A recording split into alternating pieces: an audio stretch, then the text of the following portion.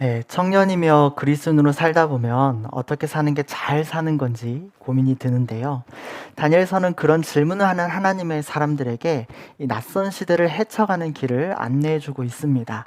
오늘은 네 번째 시간입니다. 우리가 사는 이 세계에 대한 고민을 함께 나누려고 합니다. 제가 지난주에 정주행했던 드라마가 있어요. TVN에서 했던 60일 지정생존자입니다. 배우 지진희 씨가 주연을 했고 극 중에서는 박무진 환경부 장관이었습니다. 아니, 원래는 화학을 연구하는 과학자였습니다. 열심히 연구 활동을 하고 있었는데 그 열정과 진정성에 감동을 받은 대통령이 이 박무진을 환경부 장관으로 발탁했습니다. 여기까지는 좋았습니다. 그런데 어느 날 대한민국에 폭탄 테러가 일어났거든요. 문제는 그게 대통령이 국정연설을 하고 있던 국회의사당이었다는 겁니다. 바로 그 자리에서 대통령이 서거했습니다. 그런 상황이 생기면 헌법상 국무총리가 대통령 권한 대행을 하게 되어 있더라고요. 하지만 그날 국무총리도 함께 서거했고요. 심지어 차순위에 있는 장관들까지도 모두 사망했습니다. 딱 한 사람 남은 거예요. 박무진 환경부 장관은 그날 다른 곳에 있었거든요. 그래서 법률에 따라서 박 장관은 하루아침에 대한민국 권력의 중심, 대통령 권한 대행이 되었습니다. 그런데 딱 60일간이더라고요. 2달 뒤에 새롭게 대통령 선거를 해야 되기 때문입니다. 그래도 선거를 통해서 된 것이 아니긴 하지만 또 권한 대행이긴 하지만 어쨌든 대통령이잖아요. 그리고 권력 서열 1위이고 국군 통수권자입니다. 뭔가 대단하고 또 출세한 것처럼 보이기도 하는데요. 그를 둘러싼 이 상황은 사실은 순탄치만은 않았습니다. 박 장관은 사실은 장관직을 마치고 빨리 학교로 돌아갈 생각을 하고 있었는데요. 한순간에 대통령 권한 대행이 되었으니까 어떻게 나라를 이끌어가야 할지 매 순간이 정말 큰 고민이었습니다. 심지어 이게 어떻게 일어난 거냐면 테러 때문이었잖아요. 대통령이 죽었거든요. 우리나라의 이 상황에서 당연히 북한이 일으킨 게 아니겠는가 의심할 만하잖아요. 군부와 미군은 당장 북한에 보복 공격을 해야 한다고 주장합니다. 이 한반도에서 다시 한순간에 전쟁이 일어날 뻔합니다. 한반도를 둘러싸고 미국과 북한과 또 일본 사이에 긴장이 고조됩니다. 저도 아직 이 드라마를 끝까지 다 못 봐서 어떻게 이 이야기가 흘러가는지 다 알지는 못한데요. 흥미로웠던 것은 이 한 사람의 인생이라는 게 그 사람의 뜻대로만 흘러가지는 않더라는 겁니다. 우리는 내 뜻대로 살 수 있고 또 그래야만 한다고 믿습니다. 그런데요, 때로는 세상이 한 개인을 뜻밖의 상황으로 움직이기도 합니다. 박무진 장관은 장관직에서 물러나려고 했거든요. 그래서 그날 국회에 가지 않았습니다. 그런데 그 덕분에 대통령 권한 대행이 되어버린 거예요. 원했던 일도 아니고요. 하고 싶지도 않았습니다. 그의 계획에 이건 없던 일이에요. 하지만 그가 발딛고 사는 이 나라가 또 시대적 상황이 그에게 대통령직을 수행할 것을 요청하고 있었습니다.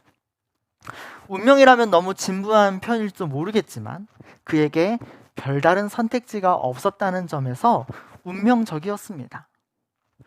제가 오늘 다니엘서와 비교해서 주목했던 것은 바로 그 부분입니다. 우리의 삶이요, 내 뜻대로만 움직여지는 것이 아니더란 거예요. 세상이 나를 움직이기도 합니다. 그래서 신학자 틸리히는 나라는 인간 존재는 자아와 세계와의 상관관계 안에 있다고 설명합니다. 내가 어떻게 세상을 살아갈 것인지 선택하기도 하지만 세상이 나를 어떻게 살게 할지 추동하기도 합니다. 내가 선택하는 걸 자유의 요소라고 한다면 나를 움직이는 환경은 운명의 요소라고 할 수 있습니다. 그렇다면 우리는 자유와 운명의 상호작용 안에 있는 셈입니다. 그래서 나 자신에 대해서 관심을 갖는 것도 중요하지만 우리가 사는 이 세상의 힘을 인식하는 건 역시 가볍게 여길 수 없습니다. 다니엘서를 읽을 때도 마찬가지인데요. 우리는 자주 다니엘이 어떤 선택을 했는지에 집중합니다. 다니엘과 세 친구가 왕의 부귀영화가 가득한 그 음식을 거부했다. 대신 공부를 하고 학문을 익혔다. 왕을 신으로 숭배한 일은 거부하고 오직 하나님만을 섬기는 신앙을 지켰다. 또 우리가 잘 아는 이야기가 있죠. 사자굴에 던져질 걸 알면서도 하나님께 기도드리기를 멈추지 않았다. 우리는 이와 같은 다니엘의 뜻과 의지 그리고 자유로운 선택을 대단히 중요하게 여깁니다. 물론 거기에서 우리에게는 참 배울 점이 많습니다.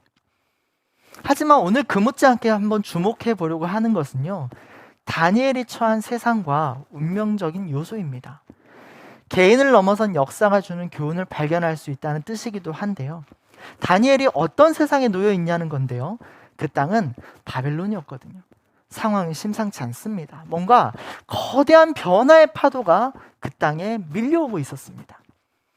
5장 1절에 보니까요, 그때 왕이었던 벨사살이 귀족 1000명을 초대해서 큰 잔치를 베풀었다는 거예요.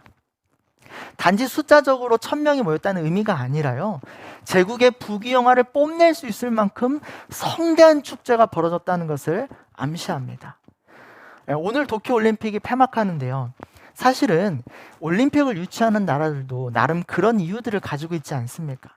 우리가 전 세계를 대상으로 이만한 이벤트를 할 수 있을 만큼 참 발전했다. 어마어마한 인원이 동시에 몰려와도 우리는 감당할 수 있는 이 힘과 또 재력이 있다는 것을 전 세계에 과시하려는 목적이 있습니다. 오늘 성경의 벨사살 왕의 축제가 그랬습니다. 5장 2절이 정확하게 바로 그 이야기를 하는데요. 축제잖아요. 그러니까 다 같이 포도주를 마시는 것쯤이야. 이상한 일이 아닌데, 벨사살 왕이 무슨 명령을 내렸냐면 예루살렘 성전에서 약탈해왔던 그 그릇들을 꺼내오라는 거예요. 생각해보면 성전 그릇은 하나님께 예배할 때만 쓰는 거잖아요. 그런데 지금 벨사살은 다 같이 그 그릇에 술을 따라서 마시자는 거예요. 왜요? 하나님께 뭔가를 바친다는 거 더 이상 의미 없다는 거예요. 그 그릇은 하나님께 뭔가를 담아서 바치려고 쓰는 것이었거든요.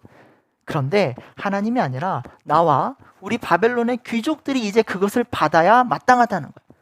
왜냐하면 우리가, 바벨론이 이스라엘을 무너뜨렸거든요. 바벨론의 왕이 이스라엘의 하나님을 제압했다는 거예요. 그래서 우리가 하나님이 받아야 할 것들을 받는 게 당연하다는 거예요. 그런데 사실은요, 역사적으로 보면 지금 벨사살은 이런 잔치를 벌일 때가 아니었습니다. 바벨론 제국은 힘의 정점을 찍고 하향세를 거듭하고 있었어요. 그 어떤 제국도 영원히 유지되는 제국은 없습니다. 강한 나라보다요, 더 강한 나라가 반드시 등장합니다. 이미 고대 근동의 세계에서는 그 전초가 보이고 있었는데요. 메대와 또 페르시아가 왕성하게 국경선을 넓혀가고 있었습니다. 그러니까 벨사살 왕은 현실을 직시하지 못하고 자기의 힘을 과시하는데 여념이 없었던 셈입니다. 바로 그때 하나님의 손이 나타났고 벨사살 왕에게 경고의 메시지를 던진 거죠. 벽에 쓰여진 글자 메네메네 대게 우바르시는 실은 대단히 평범한 바벨론의 언어였습니다. 하지만 제국의 지혜자들 어느 누구도 도대체 이게 무엇을 의미하는지 알지 못했습니다. 그런데 하나님과 동행했던 다니엘은 그게 무슨 뜻인지 알 수 있었습니다. 겸손하라는 말씀이었어요. 벨사살은 자기가 세상의 신이 된 것처럼 우쭐했거든요. 타인을 높이기도 하고 낮추기도 하는 힘과 권세가 마치 자기의 것인 것처럼 과시했지만 그는 하나님 앞에서 아무것도 아니었습니다. 모든 것을 가지고 있는 것처럼 자신을 드높이는 사람은 하나님 앞에서 가장 부족한 사람입니다. 결국 하나님은 세상의 힘을 그에게 더 이상 맡기지 않기로 작정하셨고 새로운 나라의 등장을 예고하셨습니다.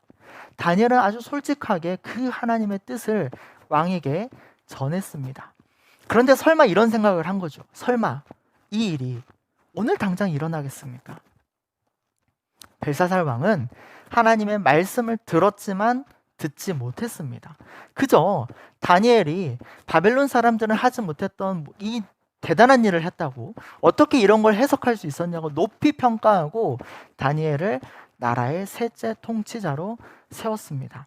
근데 정말 우스운 것은 바로 그날 바벨론이 망했다는 거예요.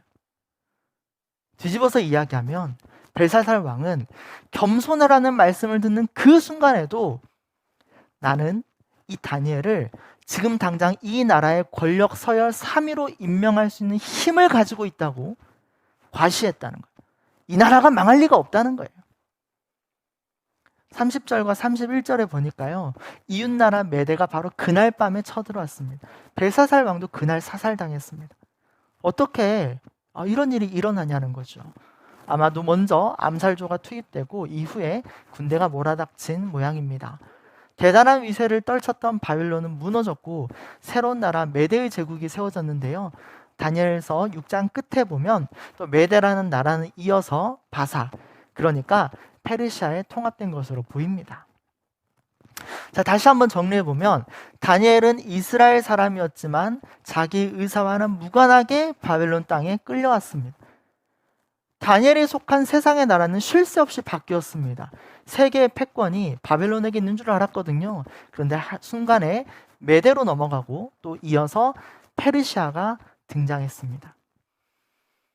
이와 같이 다니엘에 처했던 세상의 변화는 오늘 우리가 사는 한반도의 현실과 대단히 밀접하게 보입니다. 왜냐하면 오늘 우리들도 그와 같이 이 패권의 전환기를 지나고 있기 때문입니다. 20세기 이전의 세계 패권은 영국을 중심으로 유럽에 있었는데요.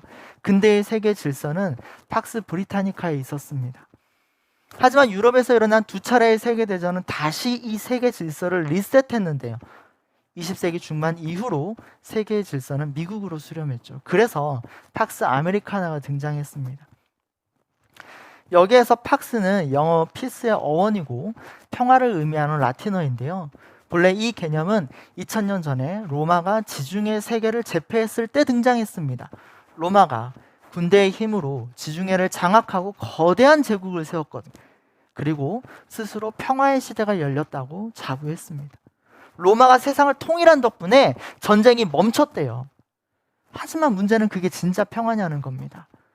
로마의 군대의 힘에 의해, 무력에 의해 잠시 전쟁이 멈춘 것이거든요. 누가 평화를 누렸어요? 로마의 시민들만 누렸습니다. 로마의 지배를 받는 이웃 나라들에게 로마는 두려움의 대상이었고 또 굴욕의 상징이었죠.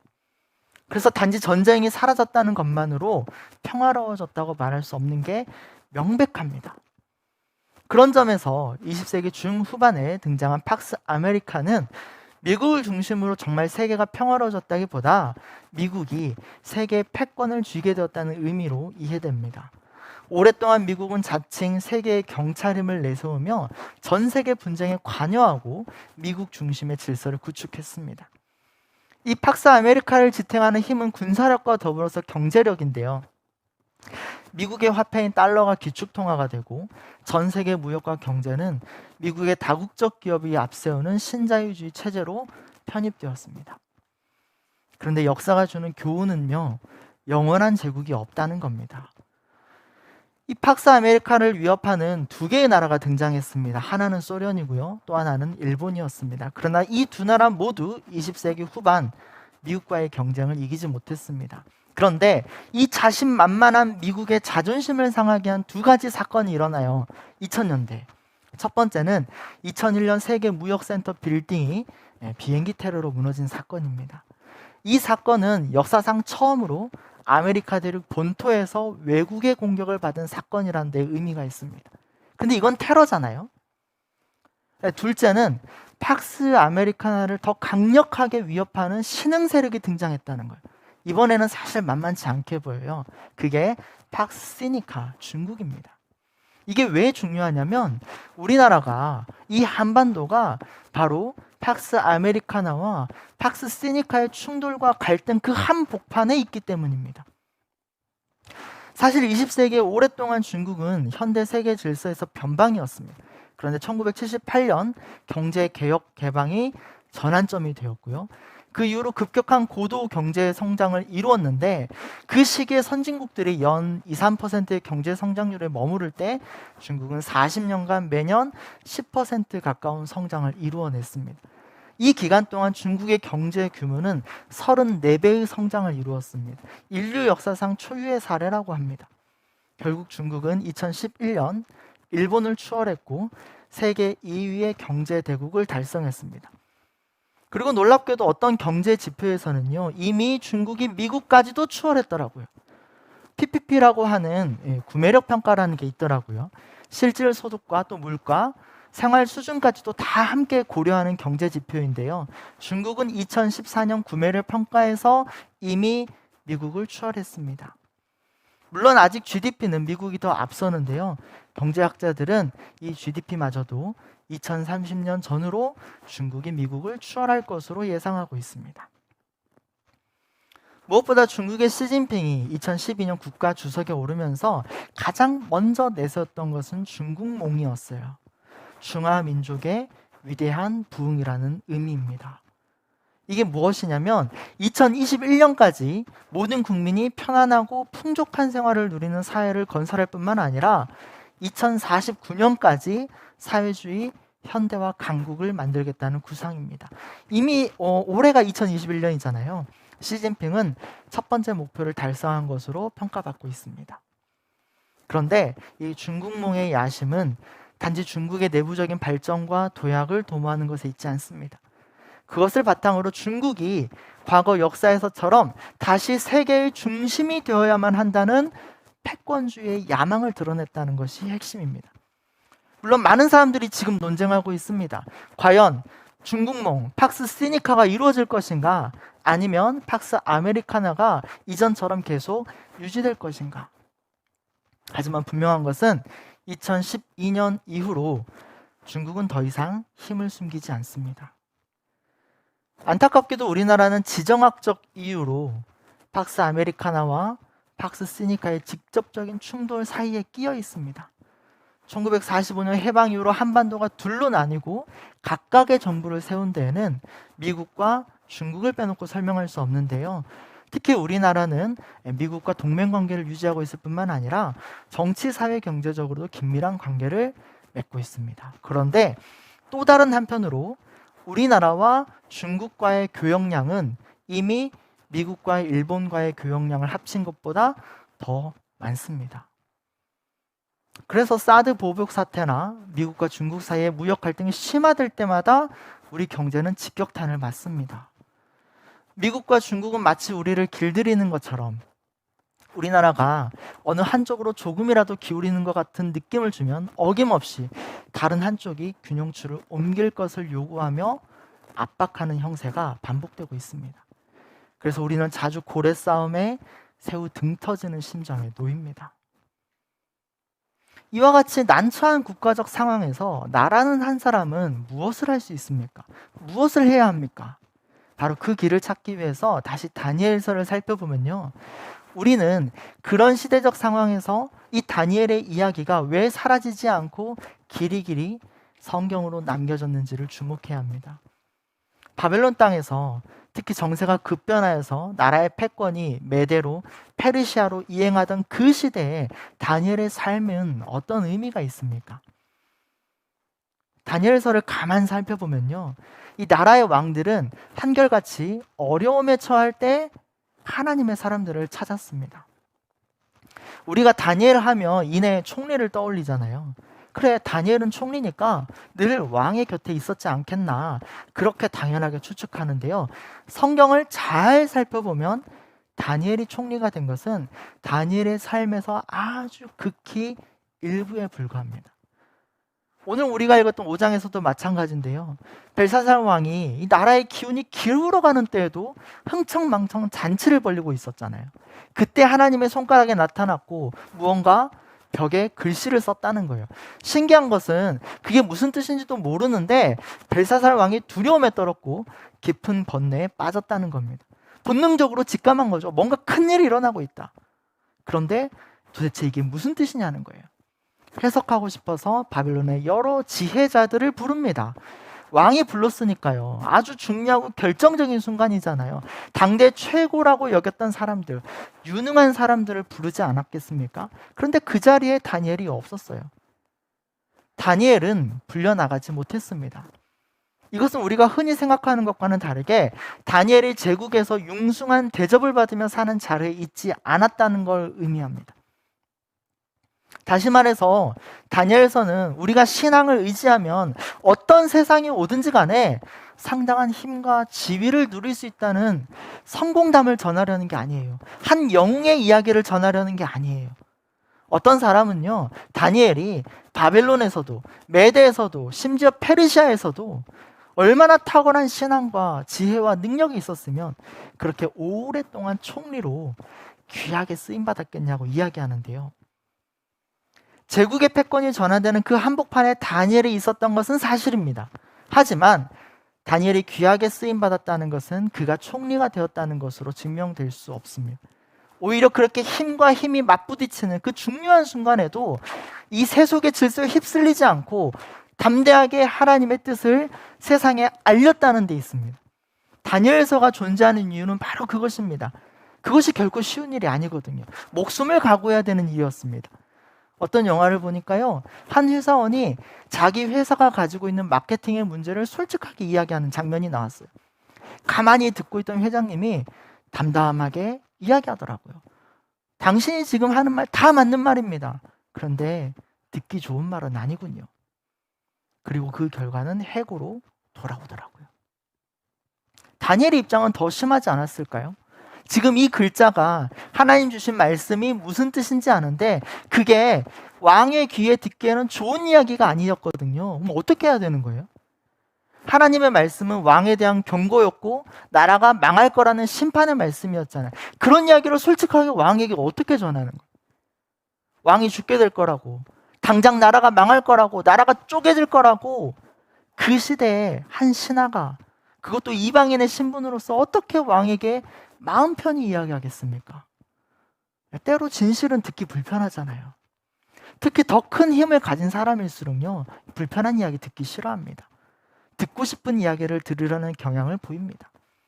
그런 권력자 앞에서 신하들은 솔직한 조언을 하지 못합니다.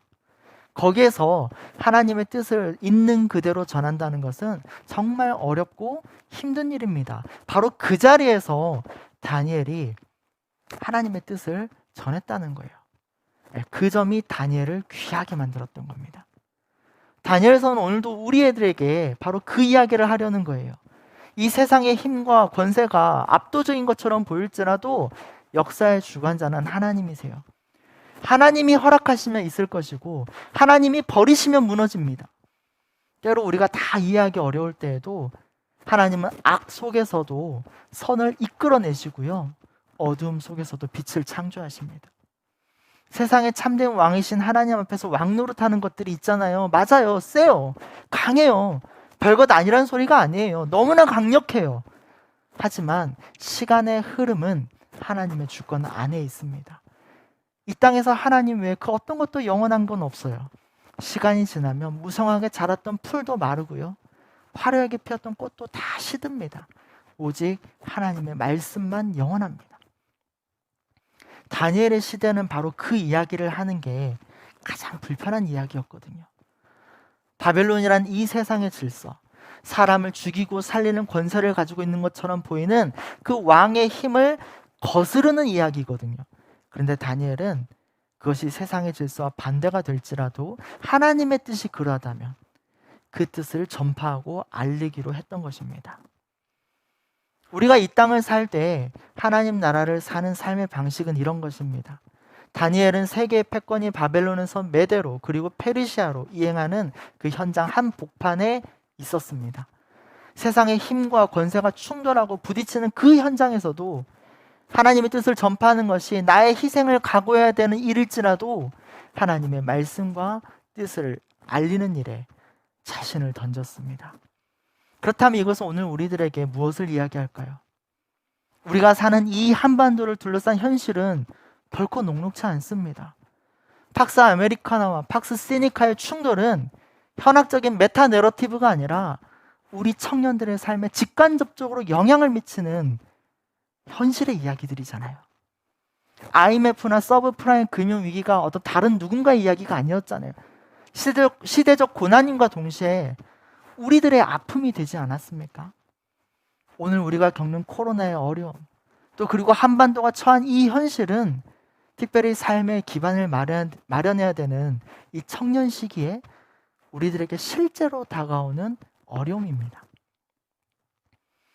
하지만 오늘 우리가 이런 시대적 상황에 처한 것은 결코 우연이거나 재수없는 운명쯤으로 여길 것은 아닙니다.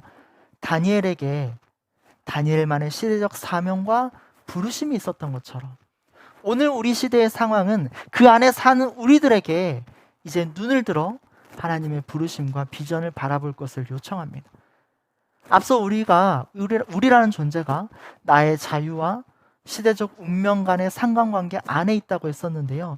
그것은 자유와 운명이 서로를 압도하기도 하지만 상대를 극복할 수 있다는 것도 함축합니다. 그래서 그리스도인으로서 우리는 세상의 흐름에 좀 더 관심을 가져야 합니다. 나 하나 잘 먹고 잘 사는 일에 사로잡혀 있다면 그것은 하나님을 나만의 주님으로 축소시키는 것이에요. 그러나 하나님은 나의 주님이시며 동시에 세계의 주님이십니다. 세계의 주님이신 하나님의 사람으로서 우리는 이제 눈을 들어 다시 하나님의 세상을 바라봐야 합니다. 세상이 어떻게 흘러가야 되는지 읽어야 합니다. 거기에 이 시대를 이기는 은총이 있습니다. 그런 점에서 구체적으로 저는 우리가 그리스도인으로서 세상의 정의와 평화 그리고 생태계의 보전에 좀 더 관심을 기울이기 원합니다. 많은 사람들이 그래요. 각자 도생의 시대에 접어들었거든요. 나 하나 생존하는 것도 만만치 않거든요. 그런데 그런 정의나 평화나 생태계의 보전과 같은 메타 내러티브의 힘을 쓸 여유가 또 이유가 없대요. 그렇죠. 세상이 추구하는 효율성이 우리의 삶의 척도라면 우리가 왜 타인과 타자에게 관심을 기울여야 됩니까? 타인에게 관심 기울이지 말라고, 쓸데없이 에너지 낭비하지 말라고, 너 하나 관심 갖는다고 세상이 달라지겠냐고, 너 사는 문제나 신경 쓰라고. 빨리 월급 모아서 집 사고 차 사고 땅 사고 그 뒤에 혹시 여유가 생기면 그때 이웃에게 조금 베풀며 살면 되지 않겠냐고 말하기도 합니다. 그런데 우리가 그렇게 나 자신에게 몰두할 때 하나님은요, 나를 행복하게 하는 주술 도구로 전락합니다. 이상하지 않습니까? 하나님은 세계의 하나님이신데 우리는 하나님을 좁히고 좁혀서 나만의 주술 인형 아니면 애착 인형으로 쓰고 있으니까요. 다니엘의 부르심이 세상의 질서에 반하는 하나님의 뜻을 전파하는 것에 있었다면 오늘 우리 시대의 부르심은 나 자신에게 몰입하라는 세상의 소리를 반대하는 것부터 시작합니다. 물론 나는 소중합니다. 하지만 나와 함께 공존하는 사람들과 이 세계, 이 생태계도 소중합니다. 그래서 정의와 평화, 그리고 생태계 보존에 대해 관심을 갖는 것은 바로 이것들을 무시하고 짓밟는 이 세상에 하나님의 뜻을 일으켜 세우는 선교적 삶의 시작입니다. 특별히 우리가 팍스 아메리카나와 팍스 시니카의 갈등과 충돌, 그 한복판에 서 있을 수밖에 없잖아요. 우리가 한반도에 사는 이상 우리는 더 평화의 문제에 관심을 기울여야 합니다. 이 세계 패권 다툼의 핵심은 결국 경제 문제로 귀결되곤 하는데요. 그 어떤 경제 논리로도 한반도의 평화는 보장될 수 없습니다. 흔히 통일은 민족적 사명이라고도 하는데요. 그리스도인에게 통일 그 자체는 목표가 될 수 없습니다. 그럼에도 불구하고 그리스도 교회가 통일을 이야기하는 것은 그것이 이 땅에 하나님의 평화로 나아가는 길에서 우리가 반드시 거쳐야 되는 관문이기 때문이에요. 누군가는 그래요. 통일되면 당장은 어려워도 결국 엄청난 경제적으로 발전이 이루어질 거라고요. 물론 결과적으로는 그렇게 될 거라고 예상합니다. 그러나 우리가 경제를 발전하기 위해 통일을 하겠다? 그런 정당성은 합의될 수 없습니다. 한반도를 둘러싼 그 어떤 나라도 동의해주지 않습니다. 자국의 발전과 자국의 이익만을 주는 현실 정치에서 누가 우리나라의 발전을 지지해 주겠습니까? 딱 하나예요. 모두가 동의하고 모두가 합의할 수 있는 근거는 평화입니다. 하나님의 평화만이 모두가 합의할 수 있는 지점입니다. 여기에서 한 가지 고민이 생기는데요. 급변하는 세계의 흐름 속에서 결국 우리가 대처할 수 있는 방안이 너무 또 개인적인 관심과 실천으로 치우치는 게 아니냐는 겁니다. 문제는 세상인데 해결이 나 자신의 실천으로 가버리면 뭔가 균형이 깨진 것처럼 느껴지기도 합니다. 하지만 그 세상이 우리를 바꿀 수 있는 것처럼 우리도 세상을 바꿀 수 있습니다. 나와 너, 우리가 함께 모일 때입니다. 지난번에 말씀드렸던 것처럼 신앙 안에서 더 나은 가치를 향해서 서로 연대할 때 바로 그것이 이 세상을 변화시키는 원동력이 됩니다. 하나님의 은총은 그 연대 가운데에 있습니다. 그래서 디트리 본헤퍼는 그리스도는 공동체로 존재하신다고 이야기합니다. 얼마 전에 한 청년의 인스타그램에서 이런 글을 읽게 되었습니다. 국가와 기업은 인간의 인간다운 삶에 관심도 없고 사회적 책임도 별로 느끼지 않는 것 같습니다. 결국 무언가를 바꿔나가는 건 세상에 대해 질문하는 개인이 아닐까요? 맞습니다. 국가와 기업이라는 제도와 시스템을 이끄는 것도 결국은 사람이니까요. 이 거대한 세상의 흐름을 바꿀 수 있는 것도 우리 자신으로부터 출발하는 거죠. 모두 어떤 책임을 우리 자신에게 전가하려는 건 아닙니다. 다만 우리가 아무것도 하지 않는데 세상이 저절로 바뀔 리는 없다는 것입니다. 왜 그런 속담이 있지 않습니까? 하늘은 스스로 돕는 자를 돕는다. 그와 같이 움직이는 개인들이 하나 둘씩 모이고 세상을 읽고 질문하며 연대할 때, 특별히 정의와 평화와 생태계의 보존을 위해 움직일 때, 그렇게 움직이는 하나님의 사람들을 위해서 하나님도 움직이시지 않겠습니까? 왜냐하면 하나님은 이 세상의 주님이시기 때문입니다. 세상의 주님이 어떻게 세상을 내버려 두시겠습니까? 그래서 우리가 세상의 흐름을 읽고 고민하고 움직이는 것은 세상의 주님이신 하나님에 대한 관심과 사랑의 또 다른 말이고요. 세상을 위한 하나님의 움직임에 우리도 동참하는 길입니다. 그래서 우리가 다니엘처럼 쓰임받는다면 세상이 바뀌도록 수십 년간 총리를 지내면서 권세를 누린다, 그런 의미가 아니라 시대적 질서와 흐름에 반하는 하나님의 뜻을 삶으로 살아내는 것이고, 또 그렇게 살 때 잘 사는 것이라고 하나님께 칭찬받을 수 있지 않겠습니까? 거기에 우리 청년들이 함께 있기 원합니다. 기도하겠습니다.